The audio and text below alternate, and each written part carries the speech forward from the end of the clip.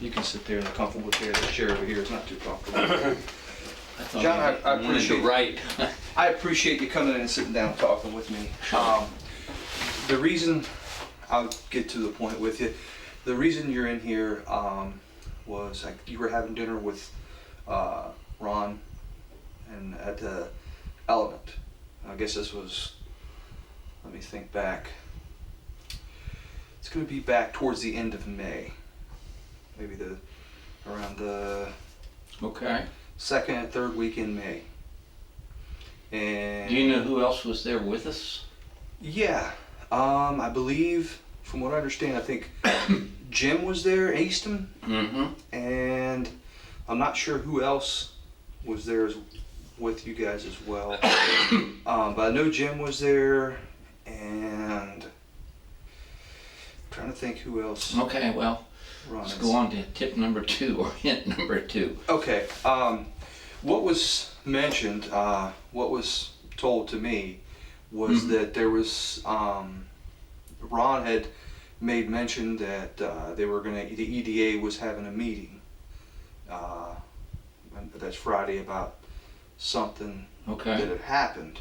And he said you had made a comment to him that you had heard something about the EDA, that something had happened. Okay. What, do you remember that comment?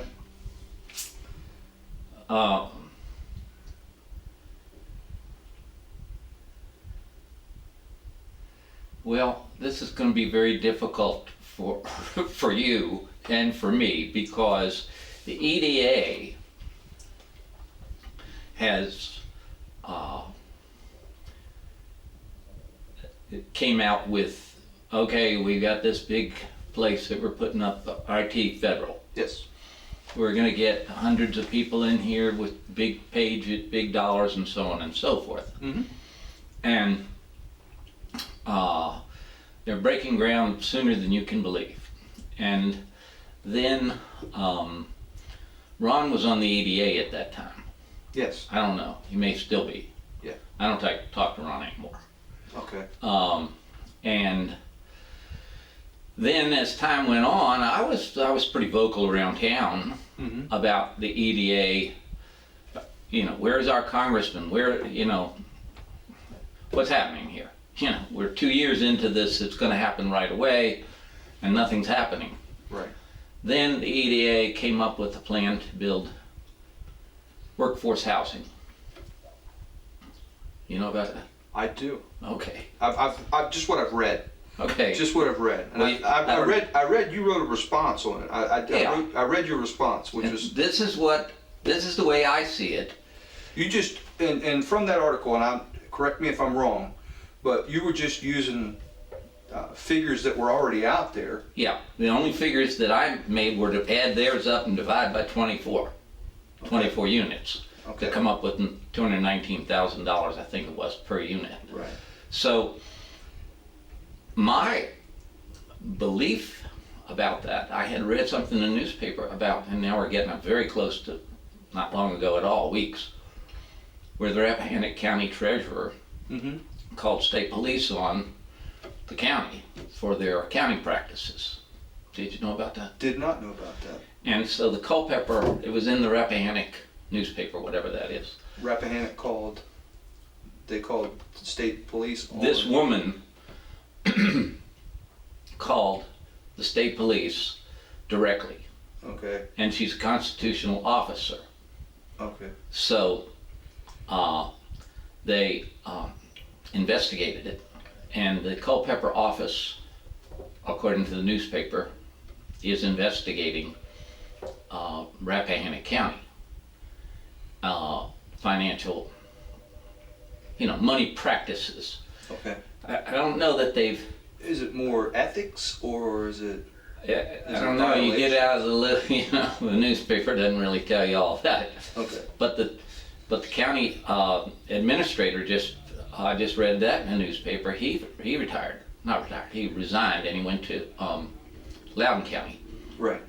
Somebody else resigned as well. So they're kind of having a problem. But and now, in my opinion, and I'm not involved in that, but I was of the impression that it's not necessarily any hanky-panky, but poor practice. Now, that's just me. Okay. Meanwhile, back to the workforce housing. Do we know any workforce people that can pay $1,450 a month rent when when they can go buy a house for a hell of a lot less? And that was on the low end of it.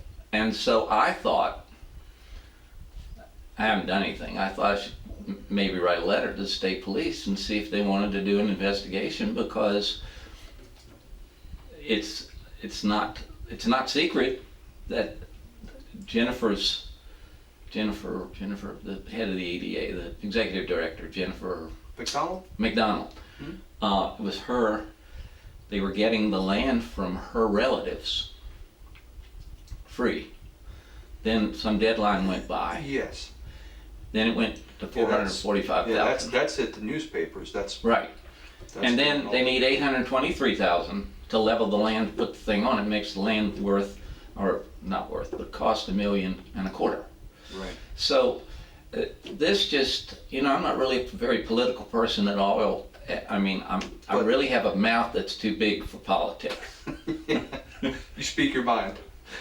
I once called a lawyer an asshole in court. And the judge says, "Mr. Costello," and I said, "Judge, I'm really sorry, but he is an asshole." I wish I could do that sometimes. Sometimes you don't know how bad I wish I could get up in court and do that. I mean, because some of them are. I mean, when they're in the process of doing their job, sometimes, I don't really mind being the bad guy, because I'm always the bad guy. Right. I mean, just... So... Are we on track or off track? No, but I want to try and get back a little bit towards the dinner you had with Ron. This was about a month ago or so. It wouldn't have been a month ago. This would have been in May, so it would have been. I apologize because I'm going to. It's now July, but this would have been sometime in May. Okay. I have not had dinner with Ron Llewellyn since June of last year. Really? Dinner. Okay. Now, did you have an occasion to run into him? Well, now at the Element back in May? All the old people. Yes. Including Jim, but not including me, played tennis out at the Crooked Run for many years, and then went to the Melting Pot, where they would drink beer and smoke cigarettes until their wives killed them when they got home.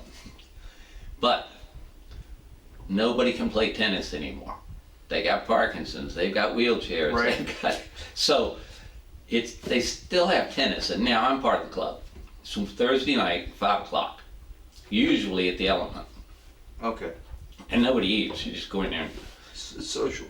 Yeah. So... And, but Ron wouldn't come to, he'd been coming, he was part of the real tennis people. Right. And he came, but then there came a time when Jim would send out the invite, and his answer was nope. N-O-P-E, that was it. Everybody knew what that was all about, and knew why. What was that?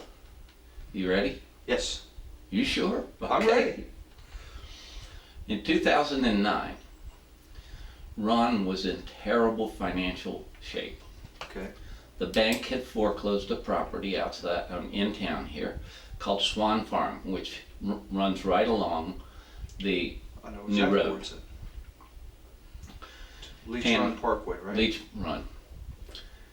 And he came to everybody who were his friends and said that he was going to try to get this property back from the bank, the bank had foreclosed it, or was in the process or something. But Ron didn't really have control of the property at that point. Okay. And he said that it was probably going to be about a 10-to-1 payoff, 2 years to get it done. So me, Fred Andrea, Doug Napier, a couple of guys from Jimmy DeBerg over in Little Washington, and relatives of his, and Joe Silik. Mm-hmm. We all bought into the thing. Doug Napier wrote the agreement. He named it HEPTAD, HEPTAD. Mm-hmm. HEPTAD, yeah. It's something in Greek. Okay. In the agreement, it said that Ron was putting in $300,000. Mm-hmm. Everybody else would put in $100,000. And then the First Union had a loan for $1 million and change, or $2 million, I forget exactly. But then we would get cash calls for our share of that every 6 months, more or less, from Ron. What do you mean by cash calls? Well, he would say we have to put in 6 months worth of payments to the bank. Okay. And so he would send us bills, and everybody would pay, but he never gave us any information. Never gave us anything, nothing. And you could write him a email or see him somewhere, and oh yeah, I'll get it to you tomorrow, but he never sent us anything. Time went on. And then Napier got a letter, Doug Napier, got a letter from Daniel Pond, who is the collector for real estate taxes. And he said we owed something. He was contracted by the county, correct? Right. To collect. Yeah. Okay. And he said we owed something like $90,000. And that number is subject to go up or down. I don't really remember. But so that's when I got involved with that deal. And I said, Ron, where are the documents? Uh-huh. The only thing we ever get is a K2. You know what that is? K2 is a form that comes from a corporation that tells you what your gain or loss is for the year. Okay. And a copy goes to the feds so they know how much you're supposed to pay taxes on, or how much you're, but there's no taxes, it's a loss every year, because all we do is pay interest. Right. So we had to come up with the 90,000, 80, whatever it is, in taxes. And I was able to get Ron to agree to let the bank give me the checking account statements from the beginning of time forward. So I did an analysis of the whole thing and put it on a worksheet, on an Excel spreadsheet, included the taxes and so on and so forth. Now Ron had said, when he was putting this deal together, he said that he would pay the taxes. Okay. I remember that, Doug Napier remembers that, and I'm not sure who else remembers it, if anything. So I did all this analysis, and then I announced to the partners that Ron had not paid a penny since 2009. Towards taxes. Or interest or anything. He didn't pay anything. So what he did, now Ron owed about 21% or 23% of the deal. So what he did is he would raise our, if he needed $8,000 from each person, then he would owe, let's say, $20,000. He would raise ours to cover him. Proportionally to cover him. Okay. So Ron, so he divided his cost up among the other investors. right. So I came up with the number of $630,000. and I had it balanced with the bank to the penny, and so on. Now, Ron then said that I was full of shit, that he's paid all of his, but it was just a matter of bookkeeping, and he had this account and that account over here. So the $630,000 that you figured out, that was owed. And that's what he owed? Or is that... Yes, that's what he owed, plus taxes. And so he said I was wrong, and he came up with a bunch of other bank accounts that he said he put the money in, and so on and so forth. And so he got Pete Myers to come over. That's another one of the partners. And Pete came over to his house and spent a couple of days there. And they gave me this long list of deposits that he said he had made to different accounts that had the name of Heptad on it or something. Okay. Every one of those had been credited, shown as if that money went into our account. It just wasn't his money. Let me back up so you, I can see a question mark. No, I'm trying to figure out, he went with, he was with Pete, who was another investor with you guys? Right. So let's say you're an investor. Right. And you gave him $10,000 today. Right. Then instead of putting it in the Heptad account, he would put it in another account over here. Maybe he's going to the beach, I don't know. But he would put it in another account and then later write a check out of it to Heptad. So every penny that he's saying that he had put in, none of it was his. It was money other people had given him, he'd put into other banks and then put into Heptad. Okay, so he wasn't directly investing, putting money into Heptad. He was putting it into another account. Yeah, but it all washed. And then he was pulling the money out and then putting it back in Heptad? Yeah, that's just a bookkeeping thing. There was nothing wrong about that. What would be the purpose of doing that? What was the...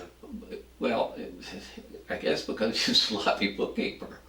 But, you know, Ron operated, I guess he would say, that he operates his organization as if it's one. I mean, it might be 5 organizations, but it seems to me that he could put money in his perfume place and pay a bill for mortgages for, you know, houses. But that, you know... So there's no separation between his personal... Pretty much. ...and his business is what you're saying. That's my impression. Now remember, Ron doesn't ever really tell you anything about anything, but if you sometimes get a thing like the guy comes along and he says he wants to rent a house, and Ron says, well, or the guy says, or Ron says it's $1,000 a month, and he says, well, what's security deposit? He said, well, it's 1 month. Well, I don't have the whole thing. I got half of it. He said, you mean you got $1,500? He said, yeah. He says, good. You're right. So he would. You'd hear stories like that, but you don't know what the rest of the stories is, except that 3 months later the windows are broken out and there's nobody living in the house.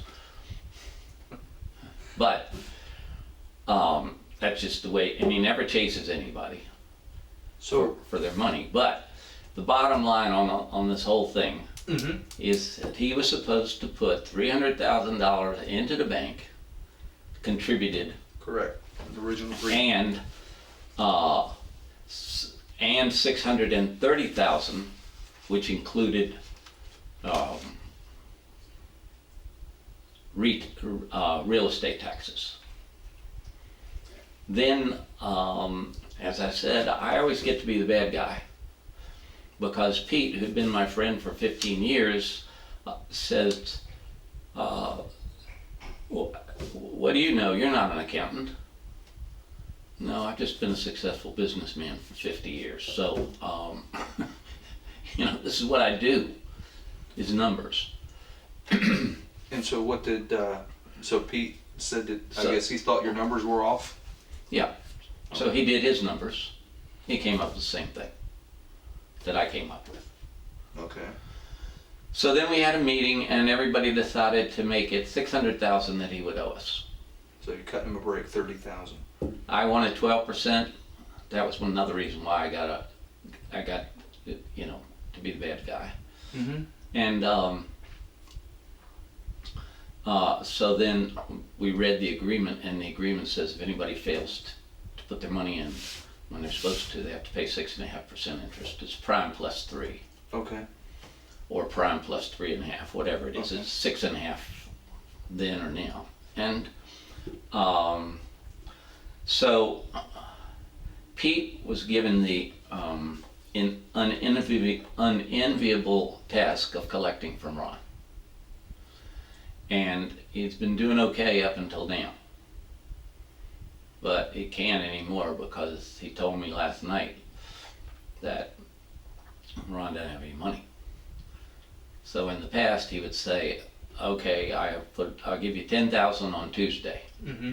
And then on Thursday he'd put in 8,000. And then, you know, it's like this, sort of like catching a fish. Right. And he would get it paid, not the 300,000, not the principal, but what he owed as his percentage ongoing. Right. And of course, That's not to include the 6.5% interest. yeah, That's so he's paying just what he has to, not the 6.5 agreed upon interest. yeah. Okay. But now, and it's going to get to be a mess, because he says now, oh no, I wasn't supposed to put in $300,000. I was putting in the property. That was my contribution. Uh-huh. Well, here it is. It's written down and signed by him and everybody else. Drawn up by Doug Napier. Drug up, and Doug remembered it clearly. And so there's that. That's going to be a fight, Right. because most of the people said they didn't give a damn. I mean, Right. well, I wouldn't say they didn't say that, but I don't want to say unfortunately, but it's kind of like these people have so much money. Which ones are you talking about?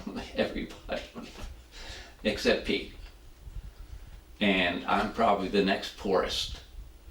But I mean, these people, they have monster money. I mean, just monster money. Oh, yeah. So much so that I have no idea. Although I know one of them has a house in Bermuda that somebody told me about it, and I can't imagine this house being less than $5 to $8 million. No.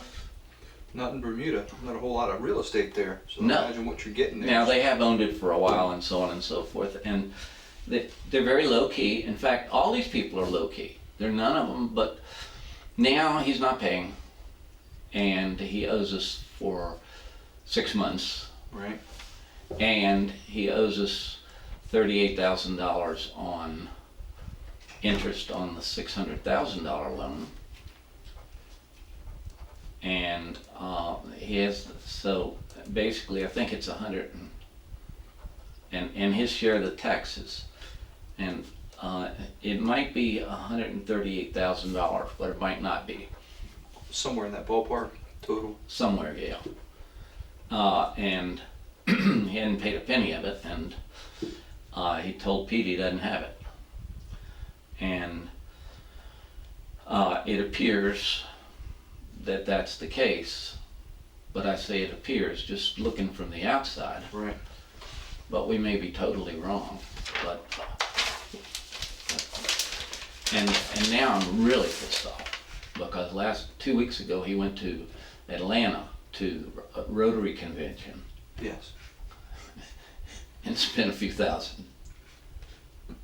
Well, let me ask you about the meeting in particular. Did you mention anything about the EDA to Ron back in May? That you had heard anything about the EDA or anything going on at the EDA? Well, there are only two issues Okay. with the EDA that I have ever known about. Mm-hmm. And one is IT federal and the other one is workforce housing. But Okay. I think a month or two ago, workforce housing wouldn't have been, I don't think I was hooked into that by then. Yeah. Because it was something that was ongoing, but it didn't seem like there was a lot of meat. It just seemed like another project that they were doing. I like the idea, but I didn't have all the Right. things together. And so I guess we had not had an incendiary situation. We were just putting twigs Right. on the fire. Now, did you hear Ron mention anything about the EDA? Anything going on at the EDA at that meeting? Oh, wait a minute.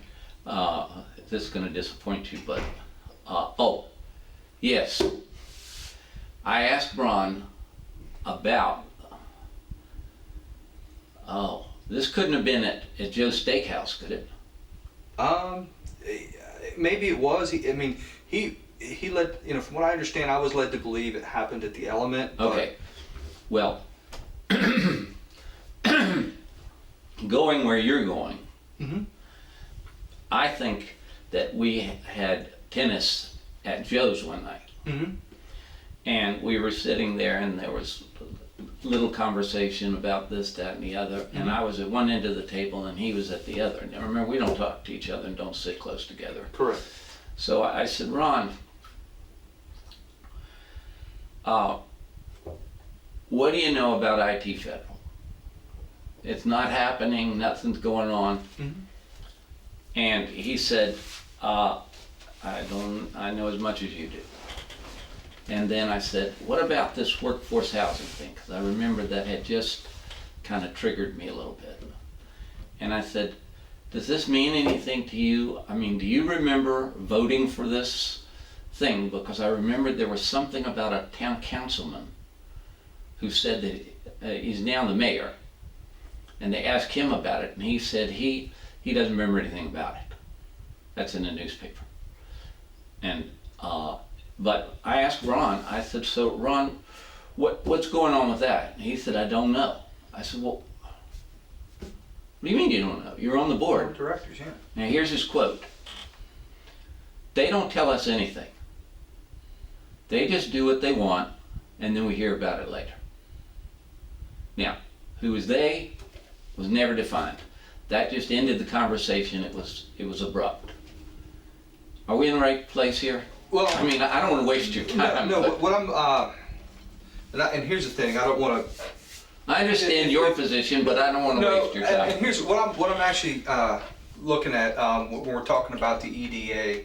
Had you heard anything that's happened, not with the IT federal workforce housing, but anything outside of the goings on that you hear in the news, that you see in the newspaper, things that are known about the Economic Development Authority?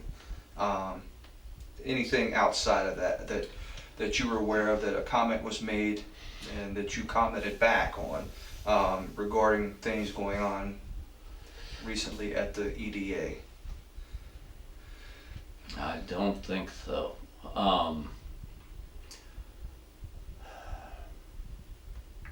Things going on at the EDA. And what I mean by that, by things, have you heard of anything that's happened there as far as things that they're missing or things like that, or? No. The only thing that perplexed me Mm-hmm. was, my understanding is that their budget was $400,000 For? for the year Okay. to operate the EDA, and I'm going, damn, can I get a job there? I mean, who do they have? They have Jennifer and one secretary. Jennifer, secretary, and you have Marla Jones. Yeah, three. there you go, three people. Three people. Three people, and they own the building. So, I don't know, but maybe they take a lot of trips, you know, I mean, maybe they throw away another 100,000. I mean, I don't know. I mean, yeah, I mean, they do, and I'm just. But it wasn't like I know something, other than I do remember saying something about this 400,000. Then there was the 500,000, which you know as much as I do when you read my thing in the paper. Yes. Because Yeah, it looked like, for me, the figures that you put together were figures that were already out there that... yeah, exactly. And I went back through the newspaper articles and you know, did things like, and that's where I got my information. And you may have noticed if you look closely that I did say if there was an opinion, or I can't confirm this, but this is what I know to be true. And the but everything I know is in that article. I mean, I could clarify something for you, but it was not meant. I'm not a police officer, so it wasn't meant to be derogatory to anybody. No. I mean, what you did, I mean, to me, from what you did, it was an editorial, and it was your opinion, and you just put together everything that you were able to gather up that's public about there, and just put it together in a piece. Exactly. And just say, look, this is what happens, and this is my opinion, and this is what you did. I mean... Well, people in the grocery store are still bumping into me and doing this. Yeah, I mean... Because nobody had it all together. No, and what you did there was put it all together.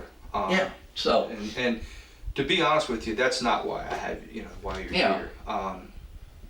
We're doing some, as far as why I'm speaking to you about the EDA, is totally opposite of what you're telling me about. Okay, well let me see if I can take a shot in the dark here and see if I can help you.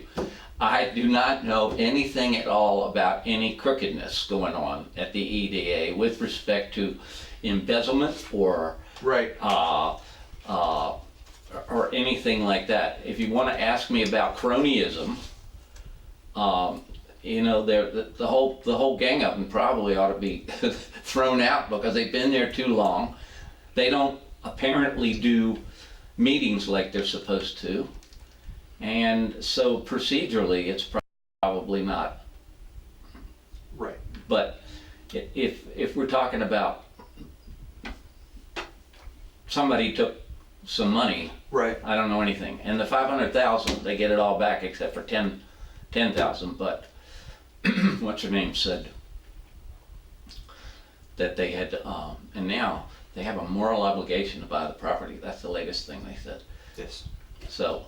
You're talking about the Campbell's property. Well, it was. Yeah, exactly. Yeah, there was a... yeah, but they sold it to somebody, and the EDA said it didn't sell them to them. So I don't get it either.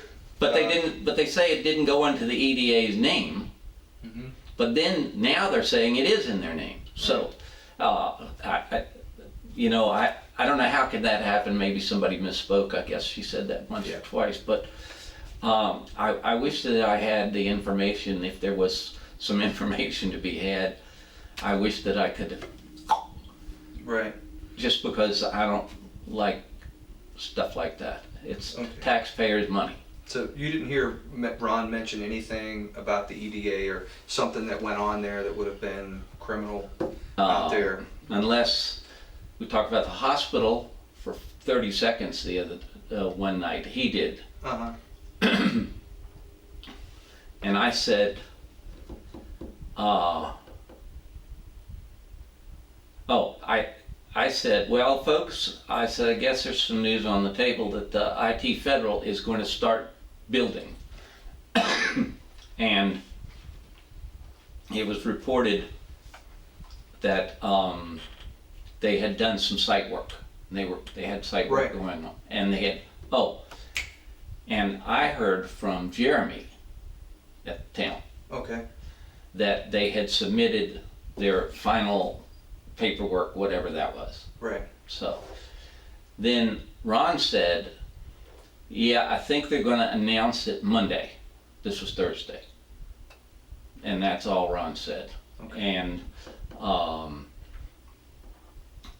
then there was sort of the same thing about the hospital, that the hospital has allegedly approved building out there, but they haven't told anybody. And where would that be? beside Leach Run. Okay, now is that where the Swan Farm, was that where that property would be? Yeah, and on Okay. the other side of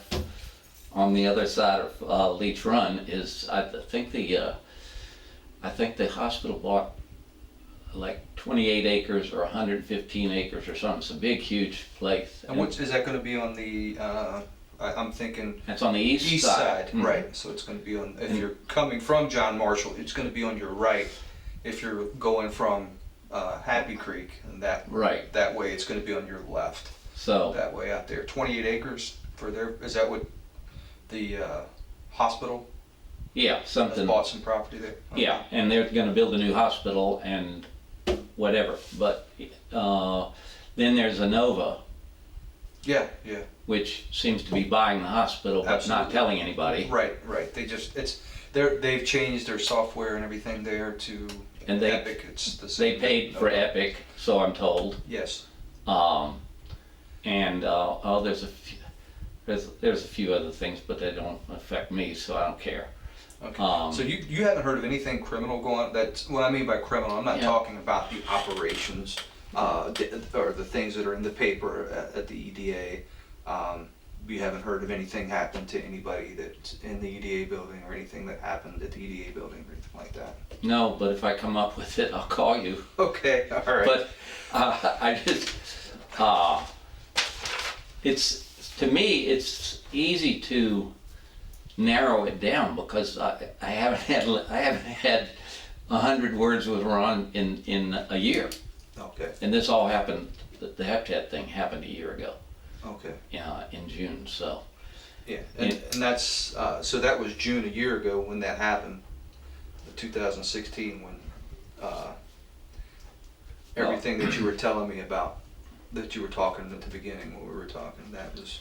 well, I would hope that if there's something going on, they find out, because the EDA seems to feel like they're invincible. I mean, think about it. Just add it all up, and so I know, but you got to get evidence.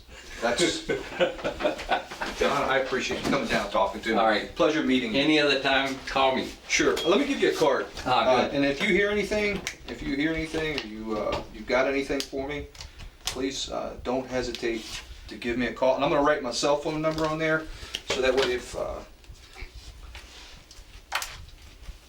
I do have I have a lead for you. okay. Do you know who Mike Graham is? I do. Call Mike Graham. I don't know what, if anything, he knows directly, but he's my next door neighbor. Up on Druid Hill. He seems to know everything. Okay. Yeah, I think I will give Mike a call. 'Cause of course, Mike was our town manager here years ago, Yeah. so we have a working relationship. He was